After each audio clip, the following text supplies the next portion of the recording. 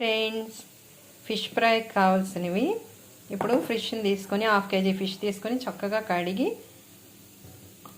ఏది జిగురు లేకుండా మంచిగా కడగాలి. ఉప్పేసి కడిగితే నీట్గా ఉంటుంది. కడిగి ఇట్లా పెట్టుకోవాలి.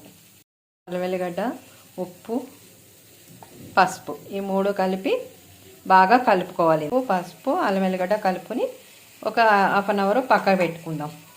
సమానంగా ఉన్న పీసులనే తీసుకుని కట్ చేసుకుని చక్కగా ఇట్లా పెట్టుకోవాలి. ఇప్పుడు 1/2 అవర్ అయిపోయింది కదా, ఇందులో ఒక నిమ్మకాయ కూడా పిండి బాగా కలిపేసుకోవాలి. కొంచెం పుల్లగా పట్టినట్టు ఉంటుంది. కారం మట్టుకు వేసుకోవద్దు. ఇప్పుడు వీటిని పక్కకు పెట్టి స్టవ్ వెలిగించి బాండీ పెట్టుకుందాం. పెట్టి ఆయిల్ కూడా వేడెక్కింది. ఇప్పుడు ఈ పీసెస్ని చక్కగా ఒక్కొక్కటి కింద ఇట్లా వేసుకోండి. చక్కగా ఫ్రై అవుతుంది. ఈ ఫ్రై అయితే చాలా బాగుంటుంది. మీరు కూడా ట్రై చేయండి ఫ్రెండ్స్. తప్పనిసరిగా లైక్ చేయండి మీకు నచ్చితే. తక్కువ ఆయిల్తో చక్కగా ఫ్రై అవుతాయి. మీరు కూడా నాన్ స్టిక్కే తీసుకోండి, చాలా బాగా వస్తాయి. తిరగేయకుండానే చక్కగా సగం ఫ్రై అయితే అయిపోయింది. చాలా తొందరగా అవుతుంది ఫిష్ ఫ్రై. నాన్ స్టిక్ ఇట్లా చేసుకుంటే తక్కువ నూనెతో చాలా బాగుంటుంది. టేస్ట్ కూడా చాలా బాగుంటుంది.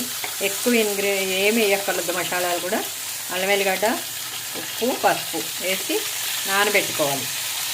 నిమ్మకాయ పిండాలి మనం అందులోనే. మీకు చూపించలే కదా, టిప్పు మర్చిపోయినా, అది మీ ఇష్టం. పులుపు తినేటోళ్ళు కొద్దిగా రుచి పట్టడానికి వేస్తామండి. ఇట్లా తిరగేసుకుంటే ఒక్కొక్కటి తొందరగా ఫ్రై అవుతుంది. ఇది ఇప్పుడు ఇది ఫిష్ అయితే చక్కగా కదా. ఇప్పుడు ఈ పచ్చిమిరపకాయలు వేసేసి కొంచెం ఫ్రై చేయాలి. ఇట్లా మధ్యలో వేస్తే అవే ఫ్రై అయిపోతుంది. కరివేపాకుతోటి చక్కగా ఇట్లా చేసుకుంటే మీకు విపరీతమైన టేస్ట్ వస్తుంది. ఇది మీరు మళ్ళీ ప్రతి ఆదివారం ఇదే చేసుకుంటారు. ఇట్లా చేసుకోండి. ఇప్పుడు ఫైనల్గా ఒక బౌల్లోకి తీసుకుని స్టవ్ బంద్ చేసేసుకోవాలి. కొంచెం ఈ పచ్చిమిరపకాయ వేగిన తర్వాత స్టవ్ బంద్ చేసుకుని కారం చల్లుకుంటే ఎంతో రుచిగా ఫిష్ ఫ్రై రెడీ. అయితే లైక్ చేయండి, షేర్ చేయండి, సబ్స్క్రైబ్ చేయండి ఫ్రెండ్స్. ఇది ఉత్తగా కూడా తినేయచ్చు. చక్కగా స్నాక్లా కూడా మనకు వస్తుంది. మీకు ఇట్లా చేసుకుని ఒకసారి ట్రై చేయండి ఫ్రెండ్స్. ఒక ప్లేట్లోకి తీసుకుని పచ్చిమిర్చి అవన్నీ వేసుకుని కారం ఫైనల్గా లాస్ట్ చల్లుకోవాలి ఇట్ల మీద, మీకు నచ్చితే.